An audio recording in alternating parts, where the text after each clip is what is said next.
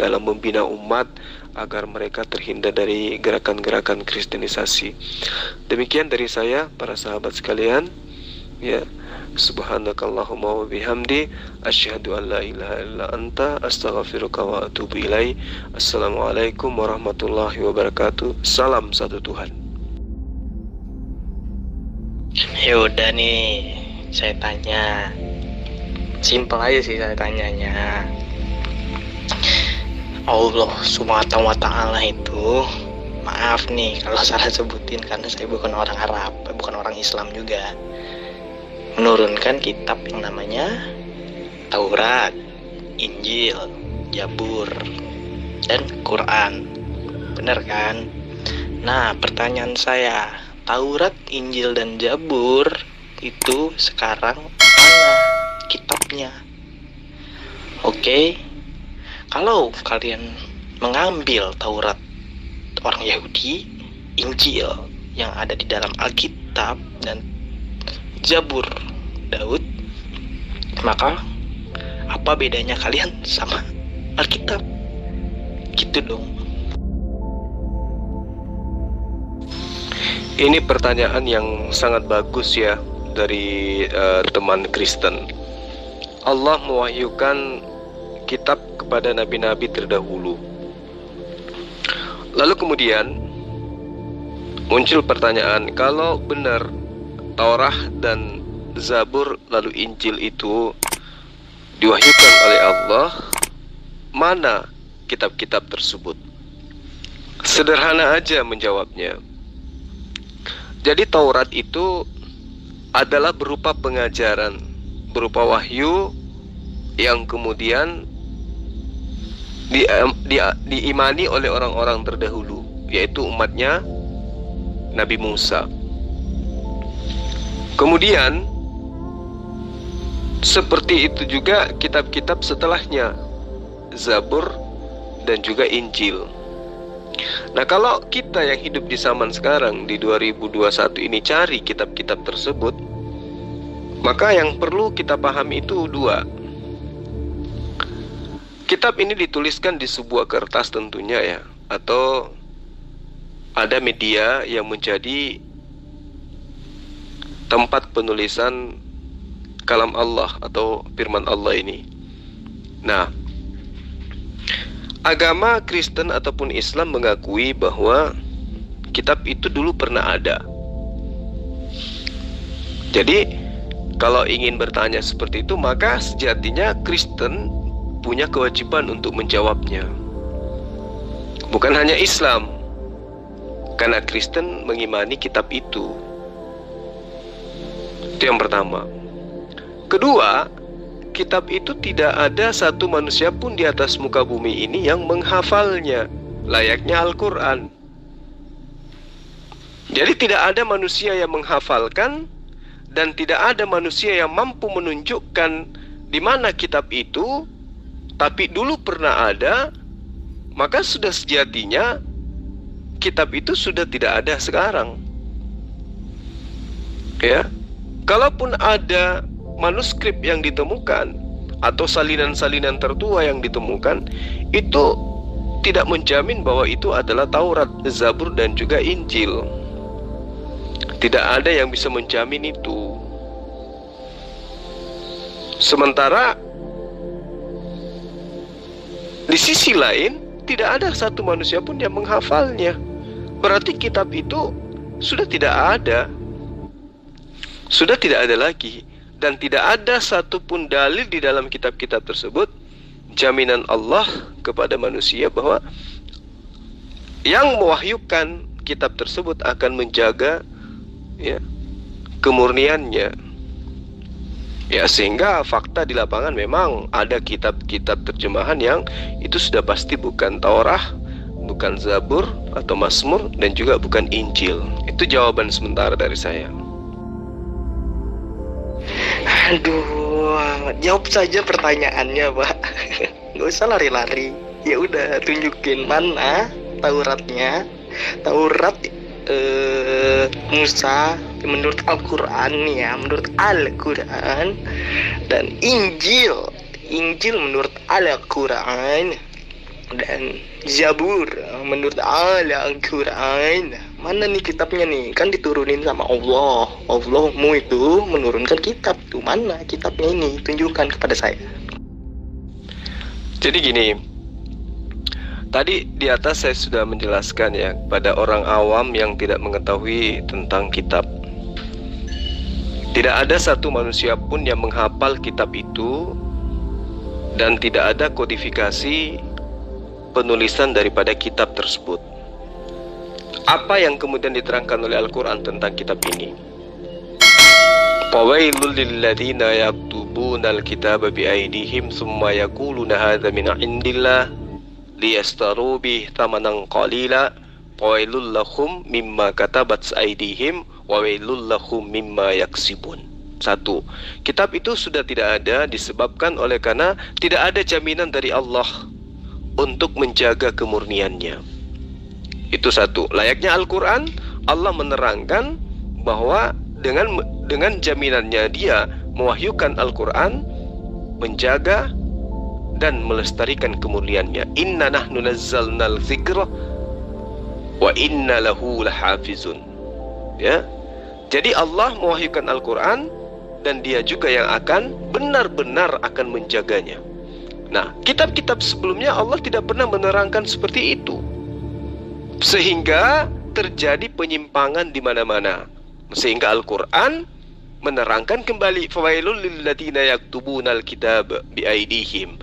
Celakalah orang-orang yang menulis sebuah buku terjemah dengan tangan mereka sendiri, kemudian mereka berkata ini dari Allah, dengan maksud untuk menjualnya dengan harga murah.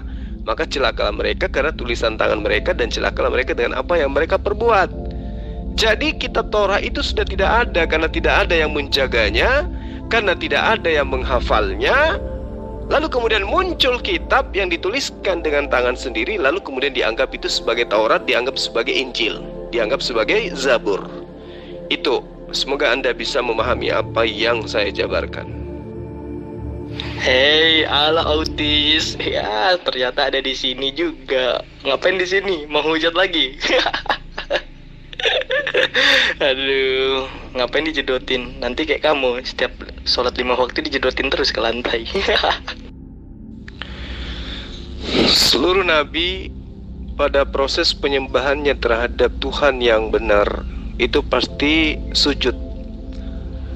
Prosesi sujud itu adalah kondisi di mana kepala manusia itu jidatnya pasti menyentuh lantai. Nah, itu dilakukan juga oleh Yesus, dilakukan oleh Abraham, dilakukan oleh Daud, Salomo, dan seterusnya. Hanya manusia yang tidak berakal, hanya manusia yang ingkar kepada penciptanya, yang tidak pernah sujud kepada Tuhan yang Maha Suci lagi Maha Tinggi. Tetapi dia hanya melakukan prosesi-prosesi pujian-pujian terhadap sesamanya manusia yang kemudian dianggap sebagai Tuhan.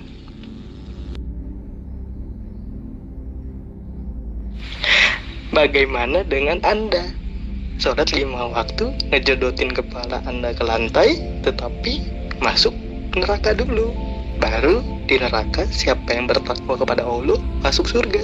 Jadi logikanya aja digoreng-goreng dulu baru masuk surga. Aduh, umat mana nih? Jadi Anda percaya dengan ayat suci Al-Quran yang menerangkan bahwa seluruh manusia itu kelak akan mendatangi neraka? Iya bro, jangan masuk Kristen bro. Nanti kamu gak bisa dapat 72 bidadari. Susah bro. Enakan ya kan? Enak kan dapat 72 bidadari kan? Di dalam Matius 19 ya ayat 29 itu sangat jelas Yesus menjanjikan 100 istri. Hanya saja lembaga Alkitab Indonesia menghilangkan kata gunaika atau kata istri atau pendamping di situ. Jadi gunaika itu bahasa Yunani, artinya adalah istri. Ya. Kata itu dihilangkan oleh Lembaga Alkitab Indonesia. Padahal sebelumnya itu ada kata istri. Siapapun yang meninggalkan rumahnya, saudara laki-lakinya, saudara perempuannya, ayahnya, ibunya, istrinya, anak-anaknya, atau harta bendanya untuk mengikuti aku, maka mereka atau ia akan menerima 100 kali lipat dan akan mendapat hidup yang kekal. Jadi kalau Anda menghina umat Islam dapat 72 bidadari, ya di kitabmu Yesus menjanjikan pengikutnya 100 istri. Jadi kamu nggak dapat apa-apa, karena Yesus menjanjikan kepada pengikutnya, sementara Kristen bukan pengikutnya. Ya, jadi umat Rasulullah Muhammad SAW dijanjikan 72 bidadari, umat Yesus dijanjikan 100 istri, umat Kristen nggak dapat apa-apa karena kekal di neraka. Diterangkan di dalam Al-Quran bahwa walladzina kafaru wa kazzabu bi ayatina ulaika ashabun nar hum fiha khalidun. Adapun orang-orang kafir, orang-orang Kristen yang mendustakan kebenaran Allah, mereka itu adalah penghuni neraka, mereka kekal di dalamnya. Kasihan. Nabi yang mana dulu nih yang menyembah Allah? Soalnya yang saya tahu yang menyembah Allah SWT itu cuma Nabi Muhammad doang. Dari Nabi Ibrahim sampai Nabi Isa tidak ada yang menyembah yang namanya Allah SWT. Orang yang berbicara tanpa ilmu itu biasanya ketika berbicara itu akan menjadi bahan tertawaan orang lain. Kalau dikatakan para nabi itu tidak menyembah kepada Allah, itu artinya bahwa orang ini tidak pernah belajar, ya. Allah itu adalah salah satu nama dari pencipta alam semesta yang di dalam bahasa Semitik disebut dengan sebutan Alaha atau El atau Eloah atau Eloh, ya. Dan perlu dipahami, kata Allah itu adalah bahasa Arab. Bahasa Arab ini adalah bahasa keturunan dari Abraham. Bahasa keturunan Abraham itu ada 3: Ibrani, Aram, Arab. Ini adalah bahasa serumpun, laksana bahasa Malaysia, bahasa Indonesia. Nah, kalau ada orang yang tidak mengetahui itu kasihan. Nah, data validnya kemudian ada di dalam kitab Yesaya 5 ayat 16. Diterangkan di situ bahwa Allah atau Eloh atau El atau Alaha itu maha suci lagi maha tinggi. Di dalam bahasa Arabnya disebut El subhanahu wa ta'ala atau Allah subhanahu wa ta'ala. Sembahan Abraham, Ishak dan Yakub maha suci lagi maha tinggi. Nah, itu yang perlu dipahami. Tapi kalau tidak punya ilmu susah untuk memahami.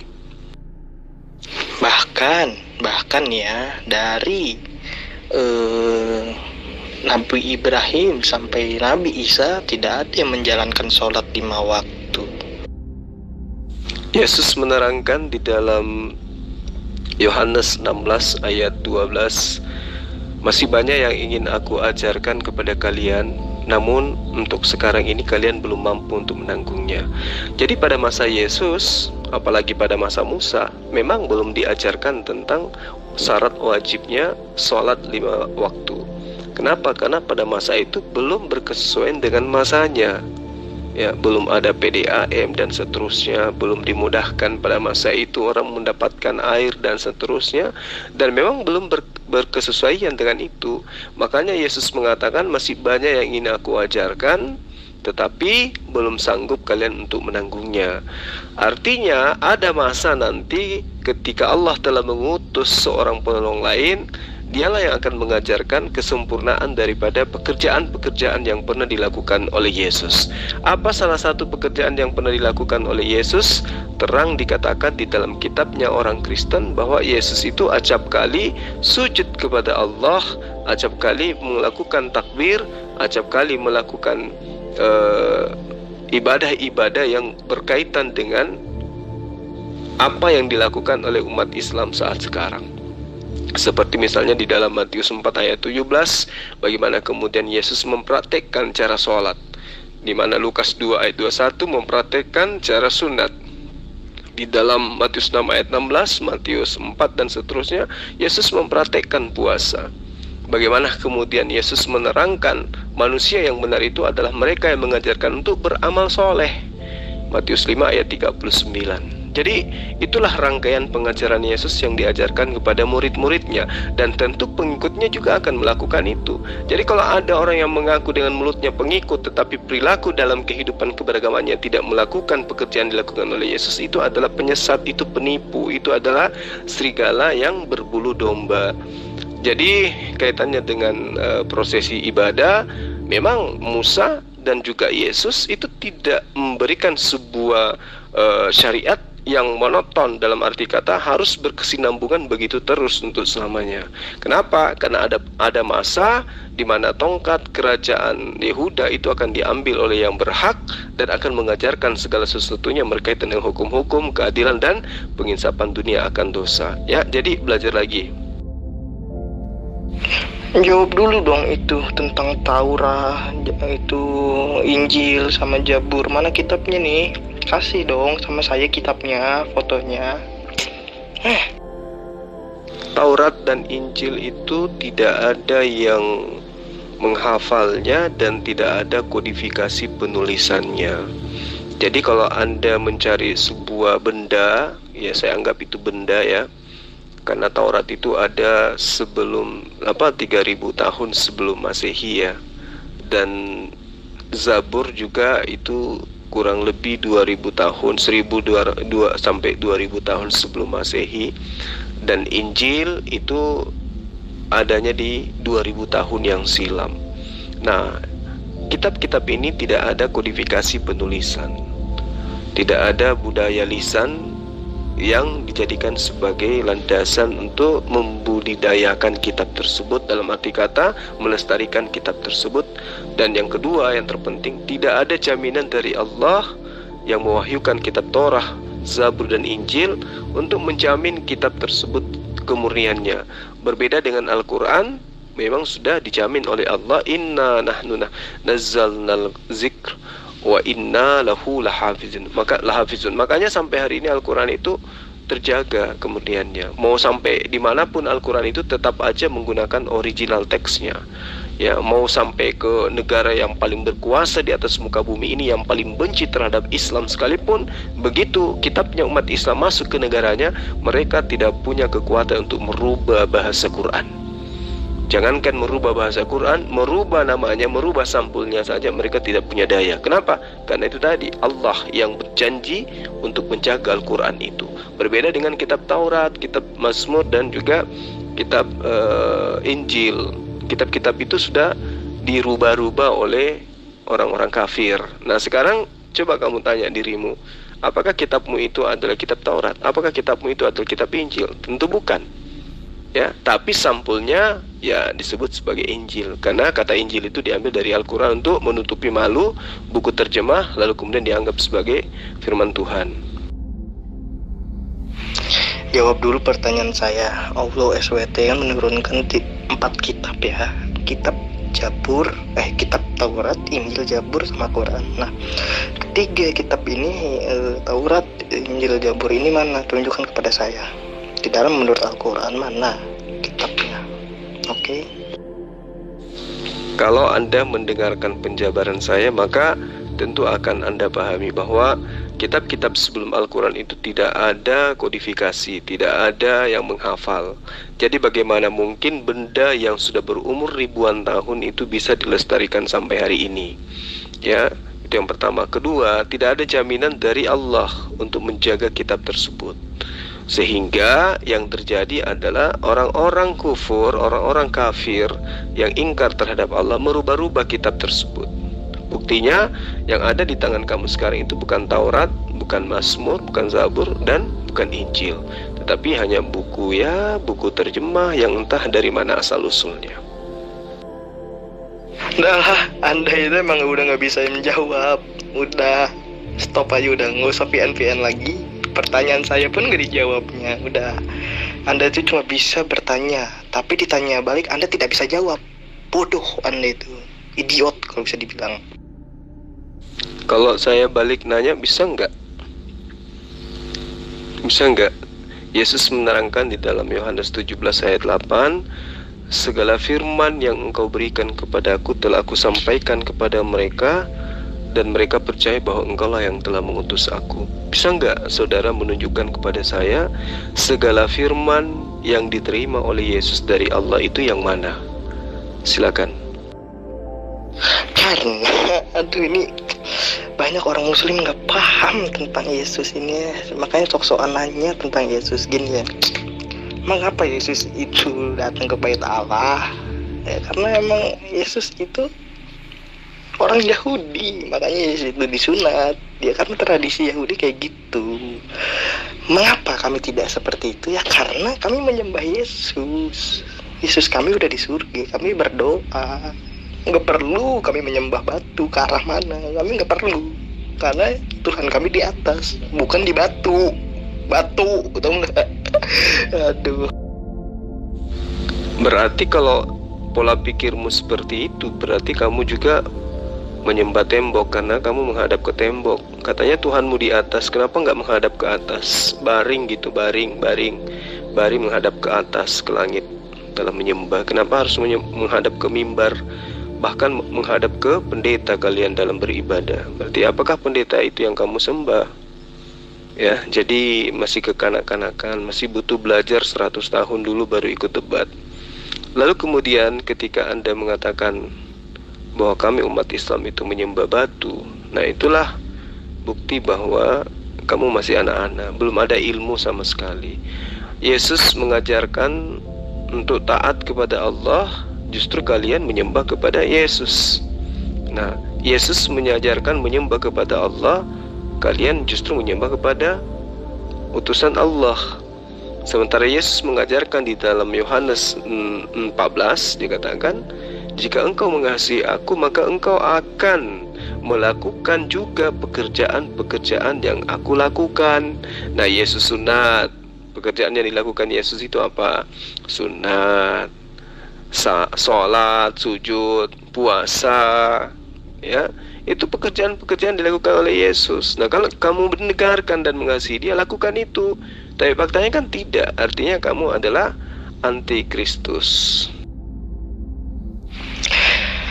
Udah Anda itu ya cuma nyimeng gitu doang, gak bisa, ya udah gitu aja dah. Gue simpel aja dah, anjing ngebadi kocak gue debat kayak gini nih.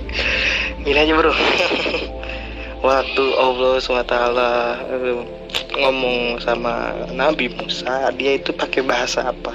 Bahasa Yahudi kah? Bahasa apa? Oke, kasih ayatnya pakai berbahasa apa? Kalau mungkin pakai bahasa Yahudi, mengapa ditranslatekan ke Quran pakai bahasa Arab? Apakah Anda umat terjemahan juga? Nggak tahu saya. Oke, jawab saja. Mengapa? Saat Allah SWT berbicara sama Musa, pakai bahasa apa? Jawab itu. Di dalam Al-Quran itu diterangkan, wa ma arsalna mir rasulin illa bilisani qaumi. Ya, di situ diterangkan bahwa dan Allah ya tidak mengutus seorang utusan pun melainkan dengan bahasa kaumnya. Jadi Allah mengutus Musa tentu menggunakan bahasa kaumnya. Bahasa kaumnya Nabi Musa apa? Ibrani. Berarti Allah mewahyukan Torah dengan menggunakan bahasa Ibrani. Kemudian Allah mewahyukan hikmat berupa Injil kepada Yesus. Kaumnya Yesus berbahasa apa? Bahasa Aram. Berarti Injil diwahyukan dalam bahasa Aram. Nah, kemudian Allah datang mewahyukan Al-Quran kepada Rasulullah Muhammad SAW.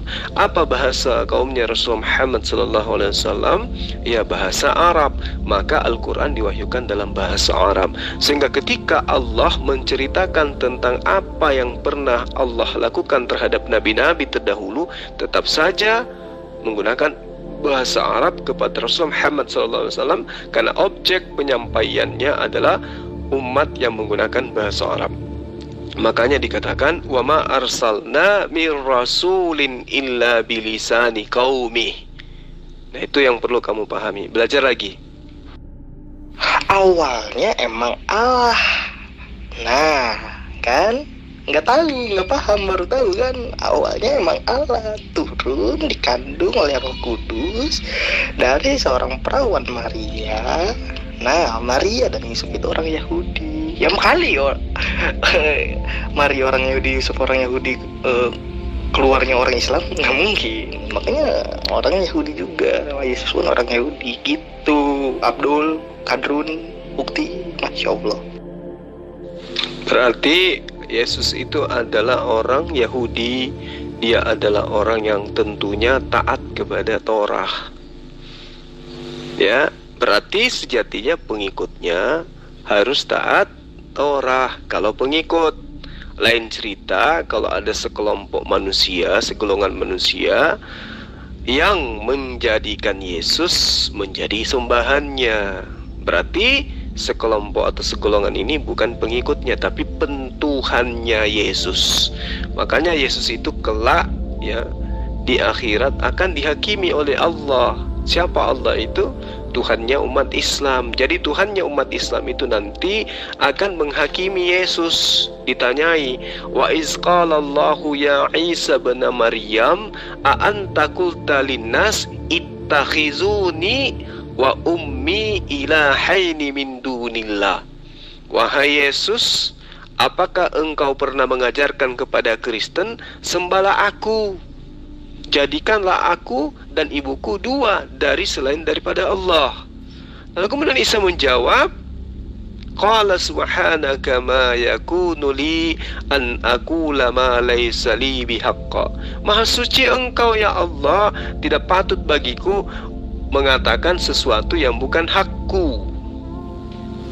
Itu kata Yesus ketika dihakimi. Dan memang Yesus mengajarkan kepada Bani Israel di dalam Yohanes 12 ayat 49, aku tidak berkata-kata dari diriku sendiri, melainkan apa yang aku katakan adalah apa yang diperintahkan oleh Allah untuk aku katakan dan aku sampaikan. Subhanaka ma yakunu li an aqula ma laysa li bihaqqa. Paham tak sampai di situ? Bagaimana mau paham? Anda masih sekolah minggu, sudah berani debat, tidak ada ilmu, tong kosong. Arti Allah di kejadian di Yohanes 1 ayat 1 baca itu, mampus tuh baca tuh, artiin. Yohanes 1 ayat 1 itu bukan firman Allah, juga bukan perkataan Yesus. Belajar lagi.